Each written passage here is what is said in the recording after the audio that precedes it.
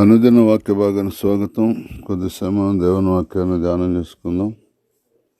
దేవునికి స్తోత్రం. హల్లెలూయా. దేవుని వాక్యాన్ని ధ్యానం చేసుకుందాం. 20 కీర్తన 1వ వచనం. ఆపత్కాలమందు యెహోవానికి ఉత్తరమిచ్చును గాక, యాకోబు దేవుని నామమును ఉద్ధరించును గాక. చిన్న ప్రార్థన. పరిశుద్ధ మా తండ్రి, మీ మహా కనికరం బట్టి కృపను బట్టి మీ ఉపాసనకు వస్తున్నాం. ఆపత్కాలమందు యెహోవా నీకు ఉత్తరమిచ్చును గాక, యాకోబు దేవుని నామమును ఉద్ధరించును గాక అని మీరు ఇచ్చిన ఈ మాటలు మేము ధ్యానించుకోబోతున్నాం. మీ కృపతోడుగా ఉంచండి. వాక్య భాగం సత్యాన్ని మేము గ్రహించినట్లు, సత్యాన్ని అనుసరించి నడిచి దేవా మేము దీవించబడి ఆశ్రయించబడినట్లు, మా కోరికలు సిద్ధింపజేసుకున్న ఆలోచన సఫలమైనట్లు మాకు సహాయం చేయమని యేసును ప్రార్థిస్తున్నాం తండ్రి. ఆమేన్. చూడండి, ఆపత్కాలంలో దేవుడు ఉత్తరం ఇవ్వనందువల్ల ఎంతోమంది వారి ఆపదలకు గురైపోయి మరి ప్రాణాలు తీసుకునేవారు, నిస్సహాయులుగా నిలబడేవారు, బలహీనులుగా కొనసాగేవారు, ఆపదలు ఆదుకునే దిక్కు లేక, నిరీక్షణ లేక మరి జీవితాన్ని ముగించుకునేవారు ఎందరినో మనం రోజు చూస్తున్నాం. మనకు దేవుడు ఆశ్రమను దుర్గమైన నాడు ఆపత్కాలం నమ్ముకునేదిగిన సహాయకుడు అని 46 కీర్తనలో 1వ వచనం రాసి ఉంటుంది. కనుక ఆపత్కాలమందు యెహోవానికి ఉత్తరమిచ్చును గాక.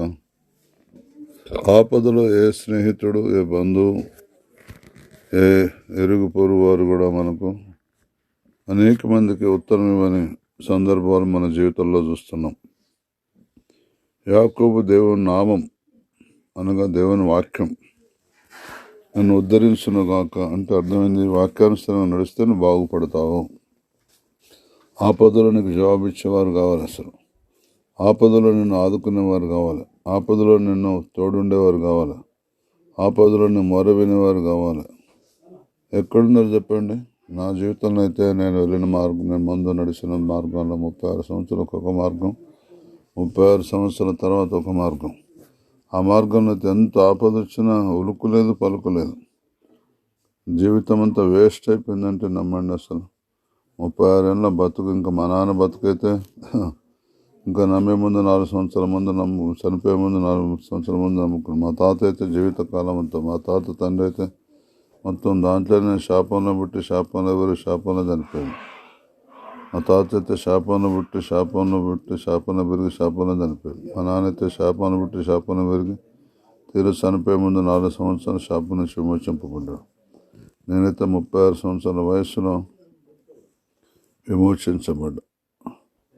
మరి క్రైస్తవుల పిల్లలు ఎప్పుడు క్రైస్తవులు కారు. క్రైస్తవులకు శాపం పోతే పిల్లలకు శాపం పోదు. ఎవరైతే బాప్తిస్యం తీసుకుంటారో అప్పుడు వారే శాప విమోచకులు. అంతేగాని బాప్తిస్యం తీసుకుని వారందరూ క్రైస్తవులైనంత మాత్రాన పుట్టుకతోటి పాపం, జన్మ పాపం, కర్మ పాపాలు ఉంటాయి ప్రతి మానవునికి. పుట్టుకతో ఎవరు క్రైస్తవులు అనబడరు. మధ్యలో మార్పు చెందిన వారే క్రైస్తవులు అనబడతారు. గవర్నమెంట్ వారి లెక్కలు కూడా సరైనవి కావు. క్రైస్తవులు వారందరూ క్రైస్తవులు అనుకుంటారు, కానే కారు. అసలు బాప్తిస్యం తీసుకున్న వారే క్రైస్తవులుగా అంచబడతారు, దేవుని దృష్టి కానీ ప్రభుత్వం దృష్టి కానీ.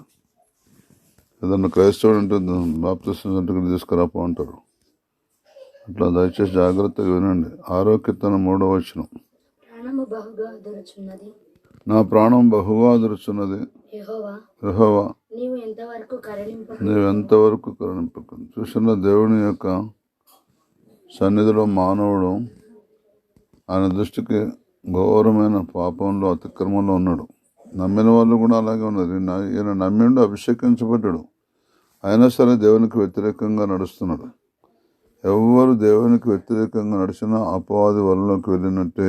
అపవాదికి మన మీద అధికారం ఉంటుంది. అపవాది మనల్ని బంధిస్తాడు, అపవాది మనను చెరలోకి తీసుకెళ్తాడు, అపవాది మనకు సంతోషం దొంగిలిస్తాడు, సమాధానం దొంగిలిస్తాడు. అందుకొరకే నా ప్రాణం బహుగా అదురుస్తున్నది. ఆత్మ లోపల ఉంటే ఎందుకు అదురుతుంది? యెహోవా నువ్వు ఎంతవరకు కరుణింపకుండా, ఆత్మానుసారం నడిస్తే ఎందుకు కరుణించకుండా ఉంటాడు? యెహోవాని కోపం చేత నాకు గద్దెంపకుని ఉగ్రచితను శిక్షింపకు. ఆత్మచితను ఎందుకు గద్దిస్తాడు, ఎందుకు శిక్షిస్తాడు? శరీరాన్ని ముందు పెడితేనే గద్దిస్తాడు, శిక్షిస్తాడు. కనుక దయచేసి యెహోవా తిరిగి రమ్మని విడిపించిన కృపను పెట్టిన రక్షించమంటాడు 4వ వచనంలో. కనుక దయచేసి ప్రాణం బహుగా ఆదరటానికి కారణం లేదా? నువ్వు ఎంతవరకు కరుణింపకుందు అని దేవుణ్ణి అడగాలి. మనం ఇది చేసే మంచి పని ఏంటంటే దేవునికి ఆయన మీద కోపం వచ్చింది, దేవుడిని బతిలాడుకుంటున్నాడు. భూమి మీద ఉన్న మానవులందరికీ దేవుని కోపం ఉన్నప్పుడు దేవుడిని బతిలాడుకోవాలి. దేవుడు మనం ఊహించినట్టుగా తప్పుడు మార్గంలో దేవుడు లేడు, యేసు మార్గంలోనే దేవుడు ఉన్నాడు. అప్పుడే మనకు జవాబిస్తున్నాడు. కనుక మీరు ఎవరైనా సరే దేవుని కృపలో వరదిల్లాలి అంటే దేవుని సన్నిధికి వచ్చి నా ప్రాణం బహుగా ఆదరుచున్నదయా, యెహోవా ఉన్నానని దేవా ఎంతవరకు కరుణింపకుండా ఉంటావని బతిలాడుకోవాలి. తప్పకుండా దేవుడు మీకు సహాయం చేస్తాడు. యెషయా గ్రంథం 60:16 వచనం. యెహోవానగు నేను నీ రక్షకుడననియు బహు పరాక్రమము గల యాకోబు దేవుడనగు నీ విమోచకుడననియు నీకు తెలియబడినట్లు నీవు జనుల పాలు కూర్చి రాజుల చంటి పాలు త్రాగెదవు. యెహోవానగు నేను నీ రక్షకుడననియు బహుపరాక్రమ గల యాకోబు దేవుడునగు నీ విమోచకుననియు నీకు తెలియబడినట్లు నువ్వు జలముల పాలు కుడిచి రాజుల చంటి పాలుతావు. చూసిన దేవుడు బతిలాడుకుంటే మళ్ళీ ఆశీర్వదకరమైన మార్గం నడిపిస్తాడు. దేవుడే మనకు రక్షకుడు, ఆయనే బహుపరాక్రమం గల దేవుడు, ఆయనే మన పాపాలు క్షమించాడు, విమోచకుడు. నీకు తెలియబడినట్లు జనముల పాలు కుడిచి అంటే పాలంటే మనకు బలమే కదా. అంటే జనములు అంటే అర్థం ఏంటిది? దేవుని పిల్లల దగ్గరనే మంచి మాటలు ఉన్నాయి. దేవుడు ఏర్పాటు చేసుకున్న భక్తుల దగ్గరనే మనకు ఆదరణ, ఓదార్పు, నెమ్మది, సమాధానం ఉంటుంది. కనుక దేవుడు ఆయన ఎప్పుడే నీకు ఆయన రక్షకుడని, అప్పుడే ఆయన పరాక్రమంగా దేవుడు నీకు అర్థమవుతుంది. ఎప్పుడైతే దేవుని ప్రజలు నీకు పాలు కుడిపిస్తారో, దేవుని సేవకులు మీకు ఎప్పుడైతే పాలు కుడిపించాలంటే పాలు కాదు, బుద్ధి మాటలు, జ్ఞానం మాటలు, ఇట్లా కాదు ఇట్లా చేసుకో, ఇట్లా సన్న పిల్లలకు పాలు ఇచ్చినట్టు మనకు దేవుని కృప చేత, దేవుని జ్ఞానం చేత ఎప్పుడైతే దేవుని మాటలు మనకు వినిపిస్తారో అది పాలు కూడవటంతో సమానము అని అర్థం ఇస్తున్నారు. కనుక అశ్రద్ధ చేయకండి. ద్వితీయోపదేశకాండం 12:9 చెప్తున్నది, నీ దేవుడైన యెహోవా నీకు ఇచ్చుచున్న విశ్రాంతిని స్వాస్థ్యమును మీరు ఇది వరకు పొందలేదు. నీ దేవుడైన యెహోవా నీకు ఇచ్చుచున్న విశ్రాంతిని అనగా బలాన్ని, స్వాస్థ్యమును అనగా ఆస్తిని మీరు ఇది వరకు పొందలేదు. చూసినా నువ్వేం భయపడనక్కర్లేదు. దేవుడు నీకు విశ్రాంతి ఇవ్వటానికి, దేవుడు నీకు బలం ఇవ్వటానికి, దేవుడు నీకు ఆస్తి సంపదలు ఇవ్వటానికి నేను ఎన్నుకున్నాడు. ఇదివరకు ఎవ్వరు ఇవ్వని రీతిగా ఇస్తాడు దేవుడు. నేను అప్పుల పాలైనందుకు మా నాన్న తన ఆస్తిలో 3 ఎకరాల భూమి అమ్మి నా అప్పు కట్టాడు. కానీ నేను ఇప్పుడు దేవుని వైపు తిరిగినాక 6 ఎకరాల భూమి అనగా అంటే పోగొట్టుకుని తిరిగి సంపాదించుకుంటాం అనే జ్ఞానం దేవునికి వాక్యం చెప్తున్నది. దేవుని కృప నీ మీద నా మీద ఉన్నది. ఇంకా నేనన్నా అంతేగాని అసలు చెప్పొద్దు. అసలు దేవుని దయ మరి నా మాట అంటుంది. అంత మరి భూమిలో పండిందంతా మేము సేవలోకి వాడుతున్నాం, సేవలోనే వాడుతున్నాం. ఎన్ని రకాల ఆదాయాలు వచ్చినంత సేవలోనే వాడతాం. అది దేవునికి ఘనత కొరకే. కాగా దేవుడు తన ఐశ్వర్యం చొప్పున క్రీస్తు మహిమలో అనగా దేవుని మహిమ కొరకు నువ్వు ఏది అడిగినా ఇస్తాడు. విమానాలు అడిగినా ఇచ్చిన పొందుకున్న సేవకులు ఉన్నారు, హెలికాప్టర్లు పొందుకున్న సేవకులు ఉన్నారు, 100 కాదు 1000 ఎకరాల స్థలం పొందుకున్న సేవకులు కూడా ఉన్నారు. దేవుని మహిమ కొరకు అడగండి. నా యందు మీరు మీ యందు నా యందు నిలిచుంటే మీకు ఏది ఇష్టం అడగండి అని ఎన్నో లేఖనాలు స్పష్టంగా చెప్తున్నాయి. కనుక దేవుని వైపు తిరగండి.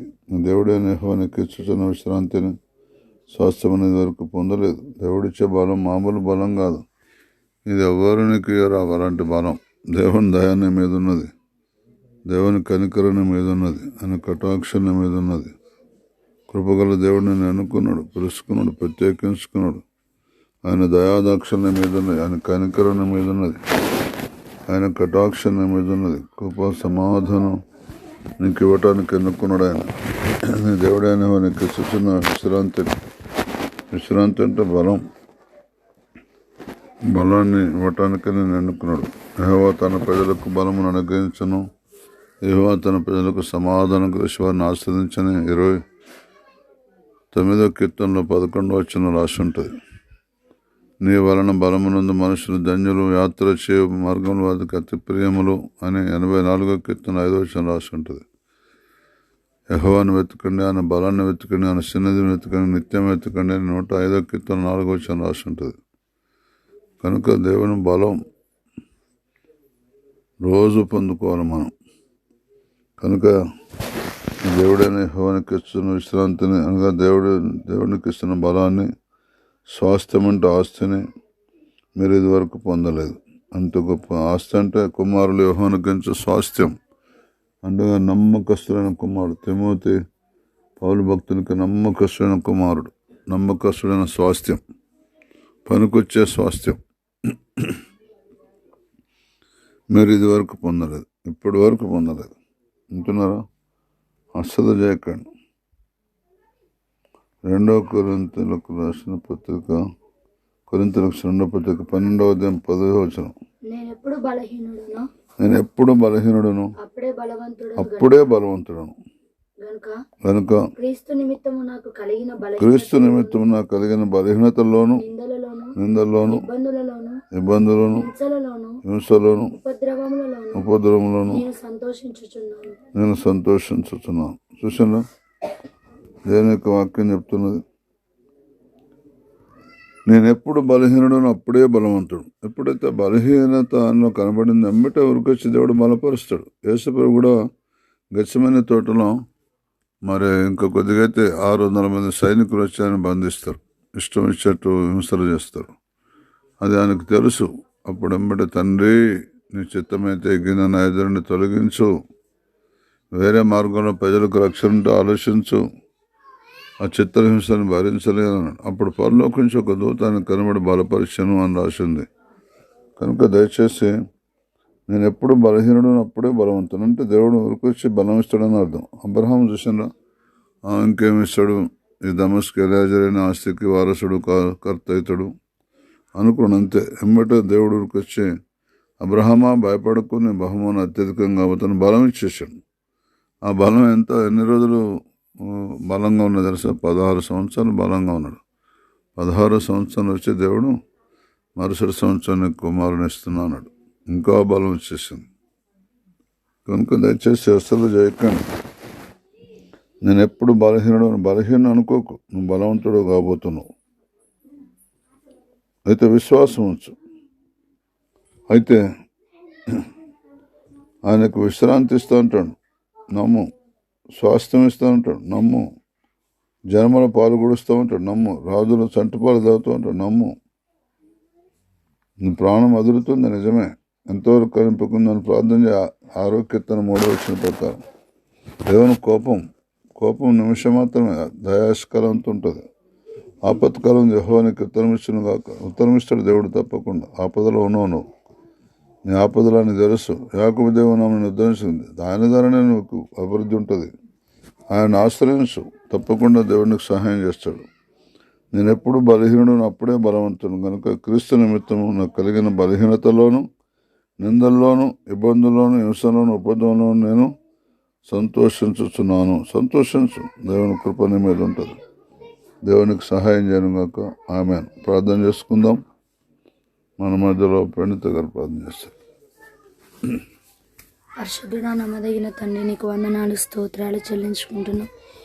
ఇదిగో ప్రభువా, నీకు వందనాలు నాయన. ఇది నాన్న ఈ యొక్క వాక్యం ద్వారా మీరు మాతో మాట్లాడి ఉన్నారు.